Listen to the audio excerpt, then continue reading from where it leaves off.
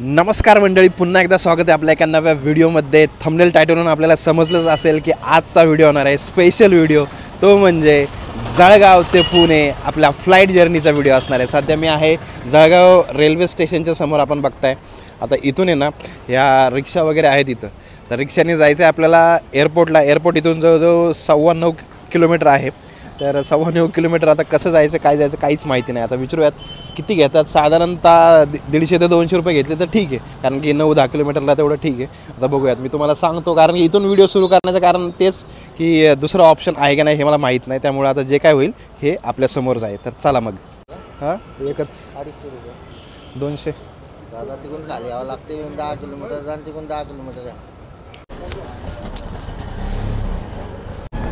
आणि जसं मी आपल्याला जळगावचं रेल्वे स्टेशन दाखवलं, त्याच्या बाहेर आलं की रिक्षा स्टँड आहे. तर तिथून हे जात आहेत. तर यांना विचारलं एअरपोर्टसाठी, तर 250 रुपये बोलले 10 किलोमीटरसाठी.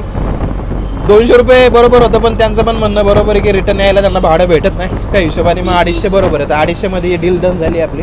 तर चला आता जाऊयात. 10 किलोमीटर मला वाटतं अर्धा तास लागेल आपल्याला जायला.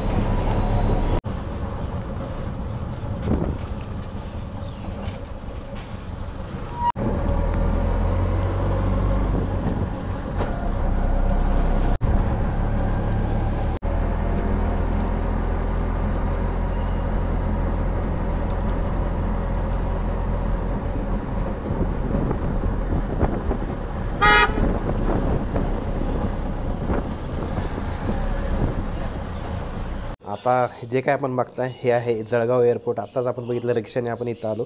सिक्युरिटी चेक इन वगैरे, बोर्डिंग पास वगैरे सगळं भेटलं आपल्याला. सगळं झालं म्हणजे 5 ते 10 मिनटात सगळं झालं आहे. बघताय आपण, माझं बोर्डिंग पास वगैरे मला भेटलं आहे. आणि ह्या साईडला रनवे आहे.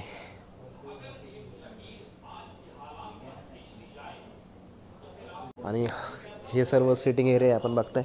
या साईडला आतमध्ये पण बसण्यासाठी जागा आहे. पण जर एअरपोर्ट आपण सुरू करताय आणि जर फ्लाईट वगैरे ज्या कमर्शियल फ्लाईट्स आहेत त्या चालू आहेत, तर थोडंसं मेंटेनन्सकडे लक्ष देणं तर गरजेचं आहे असं वाटतं मला. बरं छोटंच एअरपोर्ट आहे, ठीक आहे, पण साफसफाई वगैरे किंवा मेंटेनन्स. आता इथेच बघा आपण या साईडला, हे बघा फरशी तुटली आहे.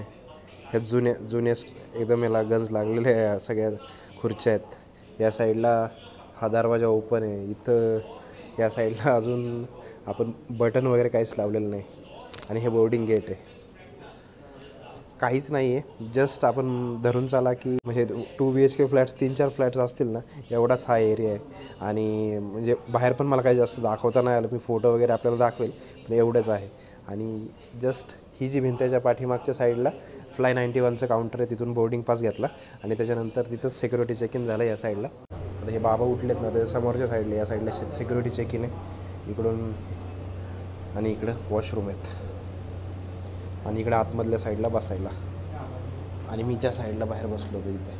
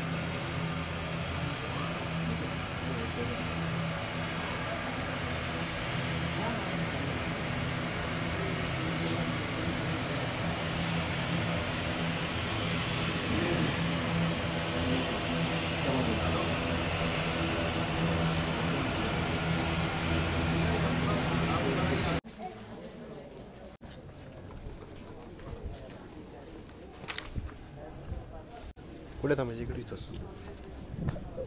तर माझ्या पाठीमागे आपण बघताय हे आहे जळगाव एअरपोर्ट. जेवढं दिसतंय ना तेवढंच आहे.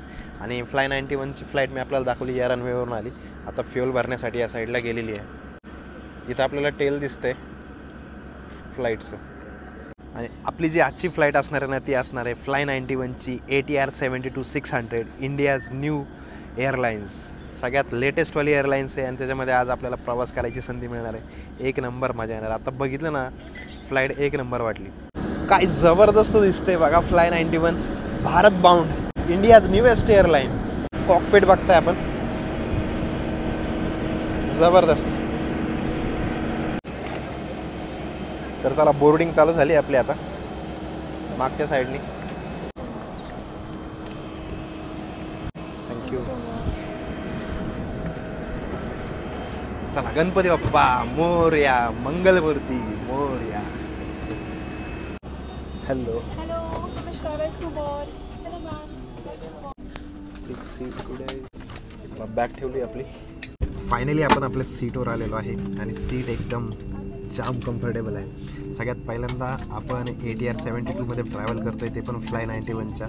आणि हा माझा पहिला एक्सपिरियन्स आहे ना, जबरदस्त आहे. आपल्याला फ्लाय 91च्या अजून पण खूप साऱ्या जर्नीज करायच्या आहेत, पण ही आपली फर्स्ट जर्नी आहे. फ्लाईट बघता क्षणी ना आपण प्रेमात पडायला अशी आहे, कारण ब्रँड न्यू आहे. आता सगळ्यात पहिल्यांदा आपल्याला वरती दाखवतो. इकडे AC वेंट्स वगैरे आहेत, इकडे लाईट वगैरे आहे. तर सध्या हे काही ऑपरेट होत नाही आहे, पण मे बी फ्लाईट चालू झाल्यावर चालू होईल. आणि विंडो बघितले तर आपल्याला दोन साईडला दोन विंडो भेटलेले आहेत.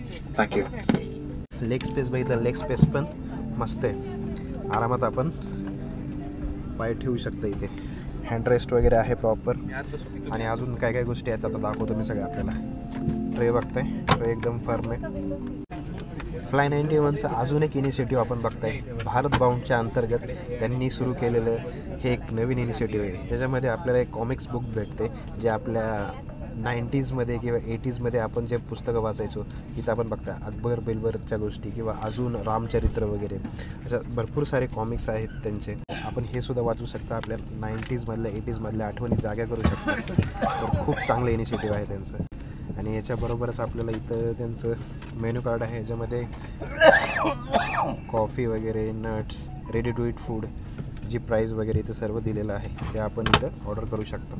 याच्या व्यतिरिक्त आपल्याला इथं एअर सिकनेससाठी वॉमिटिंग बॅग वगैरे त्यांनी दिलेली आहे आणि सेफ्टी इन्स्ट्रक्शनसाठी इथं टेम्पलेट पण आपल्याला दिलेलं आहे. तर या सर्व गोष्टींचा आपण उपयोग करू शकतो. आता सीट बेल्ट वगैरे लावले आणि काही क्षणातच आता आपण डिपार्चर घ्यायला रेडी आहोत. A passenger briefing card is placed in the seat pocket in front of you. Please read it carefully. We will be dimming the cabin lights shortly. If you wish to read, please switch on the reading lights located in the panel above. Thank you.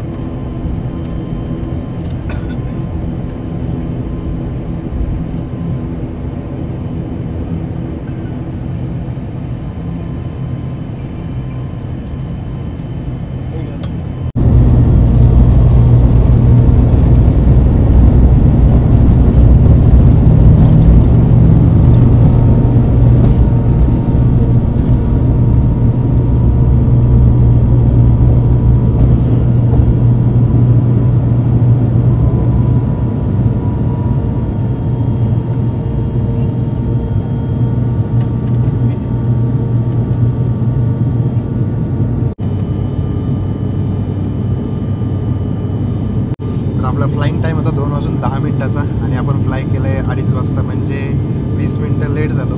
पण आता जो flying time आपला पोचायचा आहे जो जवळजवळ याच्यामध्ये boarding पासमध्ये किती 3:30 वाजताचा आपला अरायवल टाईम आहे पुणे एअरपोर्टला. तर बघूयात आता किती वाजता आपण पोहोचतो आहे. मला नाही वाटत 1 तास लागेल, म्हणून 1 तास ऑफिशियली आहे, पण तरीसुद्धा मला वाटतं की कमी टायमिंगमध्ये आपण पोहोचू शकतो. पण आता लेट झालं आहे त्यामुळे सांगू नाही शकत. आणि आपलं जे डिस्टन्स आहे जळगाव ते पुणे ते आहे 400 किलोमीटर. तर 400 किलोमीटरसाठी मला नाही वाटत 1 तास तर लागेल. 40 मिनटं धरून चला, 40 ते 35 मिनटं. आणि सगळ्यात महत्त्वाचं आता जे तिकीट जर आपण जर जळगाव ते पुणे हा प्रवास करायचा विचार करताय फ्लाय 91ने, तर आपल्याला 2,200 ते 4,000 ह्याच्या दरम्यान याचं तिकीट आपल्याला लागू शकतं. डायनामिक फेअर चार्ज होतं, ते डिपेंड्स की किती रिक्वायरमेंट आहे त्याच्यानुसार. तर मी जे पे केलं 3,833 रुपये MMTवर. टेक ऑफ केल्यानंतर आपल्या प्लेनचं स्पीड 350च्या वर गेलेलं आहे. बाहेरच्या साईडला आपण विंग्स बघताय विमानाचे आणि बाहेरचं वातावरण पण जबरदस्त झालं, पण ढगाळ इतकं झालं ना त्याच्यामुळे ना क्लॅरिटी नाही. आता मी शुअर नाही की स्पीड एवढाच कॉन्स्टंट आहे की काय, कारण की स्पीड जर एवढाच जर राहिला 350 तर मग 1 तास लागेल. पण जर 600-700च्या वर जर स्पीड गेला तर मग आपण अर्ध्या तासाच्या आत पोचू असं वाटते मला. नाहीतर या 350नी मग आपण 1 तासच लागेल, कारण की नॉर्मली जे प्लेनचं स्पीड असतो तो 700-800च्या पर्यंत जातो. आता टेक ऑफ करून आहे ना आपल्याला 10 मिनटंच झालेत. तर आपण बघताय जळगाव इथे, जळगावपासून आपण जवळजवळ आता सिल्लोडच्या जवळ आलो आहे आणि छत्रपती संभाजीनगर आता कुठल्याही क्षणी येऊ शकतं. त्याच्यानंतर मग Ahilyanagar. Upma, poha, dal rice, biryani and noodles, priced at just ₹250, along with the all-time favorite, light and healthy snacks and beverages. तर आता आपण छत्रपती संभाजीनगरच्या जवळ पोहोचलो आहे आणि सगळ्यात महत्त्वाचं आता फ्लाय 91 विषयी थोडीशी माहिती जाणून घेऊयात. ह्यांनी फ्लाय 91 ही जी एअरलाईन सुरू केली त्यानंतर त्यांनी सगळ्यात महत्त्वाचं जे इनिशिएटिव्ह घेतलं आहे ते म्हणजे Tier 2 आणि Tier 3 सिटीज ज्या आहेत, छोटे शहर आहेत, त्यांना मेजर सिटीसोबत कनेक्ट करायचं. जसं की आता जळगाव आहे, जळगावला कनेक्ट केलं आहे पुणेसोबत, जळगावला कनेक्ट केलं आहे त्यांनी हैदराबादसोबत, किंवा सिंधुदुर्गला कनेक्ट केलं आहे पुण्यासोबत, सिंधुदुर्गला कनेक्ट केलं आहे बँगलोरसोबत आणि हैदराबादसोबत. म्हणजे छोट्या शहरातल्या लोकांना सुद्धा संधी मिळते त्यांच्या शहरातून फ्लाय करायची मोठ्या शहरांमध्ये. हे खूपच चांगलं इनिशिएटिव्ह आहे आणि आशा करतो की आता यांचं अजून एक नवीन फ्लाईट येते त्यांनी म्हणजे आता सुरू होणारच आहे या महिन्यामध्ये, जी सोलापूर ते मुंबई आणि सोलापूर ते गोवा. नक्कीच त्याने पण आपण फ्लाय करण्याचा प्रयत्न करू फ्लाय 91 सोबत.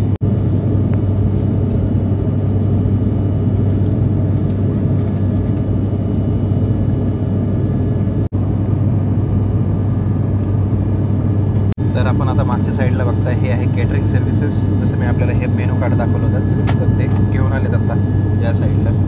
आणि आपल्याला जर ऑर्डर करायची असेल तर आपण ऑर्डर करू शकता. रेडी टू ईट फूड आहे आणि त्यानंतर नट्स वगैरे या सर्व गोष्टी आहेत. आणि आता विमान फ्लाय करून जवळजवळ आता अर्धा तास म्हणजे 20-25 मिनटं तर झालेत आणि फ्लाईटचा स्पीड आपण बघताय आता कॉन्स्टंट एवढंच आहे 420-430. म्हणजे आपण धरून चला 1 तास तर आपल्याला लागेलच.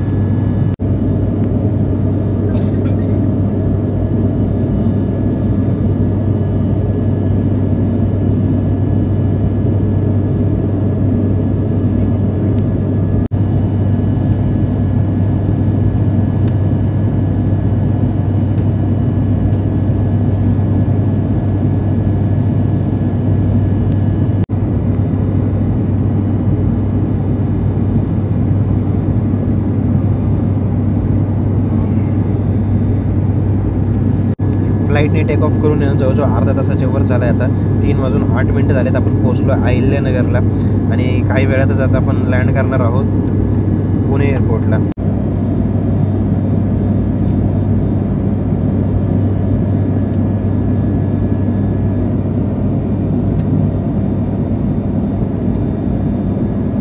और समय पे पहुंचाने के समर्पित है. कुछ ही समय में हम फाइनल क्लियरेंस शुरू करेंगे. जो वस्तुएं आप फेंकना चाहते हैं उन्हें हमें दे दें. आप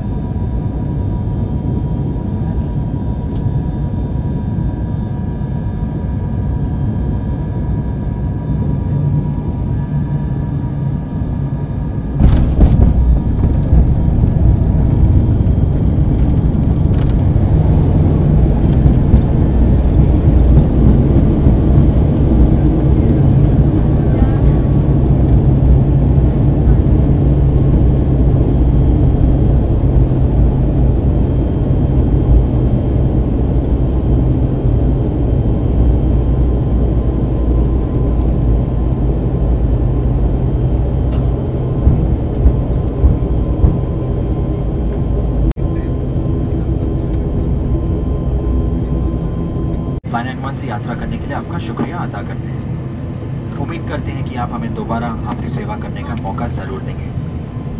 तब तक के लिए हम आपसे विदा लेते हैं। धन्यवाद। चला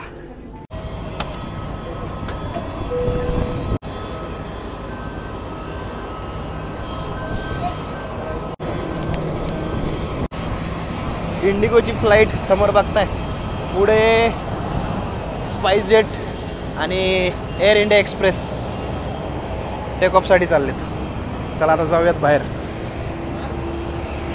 मागच्या साईडला बेल्ट नंबर 3 आहे। आपल्या ज्या फ्लाईटने आलेली सर्व पॅसेंजर्स थांबले त्यांच्या लगेजसाठी। तर मंडळी बरोबर 3:25 आपल्या फ्लाईटने लँड केलं आहे पुणे एअरपोर्टला। मी आत्ता बाहेर आलो, 10 मिनिटातच बाहेर आलो। आणि सगळ्यात महत्त्वाचं 2:30 वाजता आपण टेक ऑफ केलं होतं, तर 55 मिनटं लागले। फ्लाय 91 सोबत प्रवास करण्याचा माझा पहिलाच प्रसंग होता आणि एक नंबर फ्लाईटची कंडिशन एक नंबर होती। खाण्यापिण्याच्या सुविधा मी आपल्याला सर्व दाखवल्या, आतमध्ये काय काय होतं, रेडी टू ईट फूड वगैरे भेटत होतं त्याच्यामध्ये, आणि फ्लाईटचं रेट्स वगैरे हे सर्व ओव्हरऑल मी आपल्याला एक्सपिरियन्स शेअर केला। तर टियर 2 टियर 3 सिटीमधून आपल्याला पुण्यासारख्या, मुंबईसारख्या, हैदराबाद, बँगलोर यासारख्या शहरामध्ये जाण्यासाठी अशा फ्लाईटद्वारे आपल्याला संधी मिळते, तर त्याचा पुरेपूर फायदा आपण घेतलाच पाहिजे। येणाऱ्या काही काळात मी पण फ्लाय 91 सोबत अजून काही टूर्स करण्याचा प्रयत्न करेल, म्हणजे काही फ्लाईट जर्नी करण्याचा प्रयत्न करेल। आपण त्याला प्रतिसाद द्याल हीच अपेक्षा धरतो। आणि चला आता समोर एअरो मॉल दिसतोय आणि भेटूयात मग अशा सगळ्या नवीन व्हिडिओमध्ये, फ्लाईट जर्नीमध्ये, ट्रेन जर्नीमध्ये किंवा बस जर्नीमध्ये। तोपर्यंत जय महाराष्ट्र।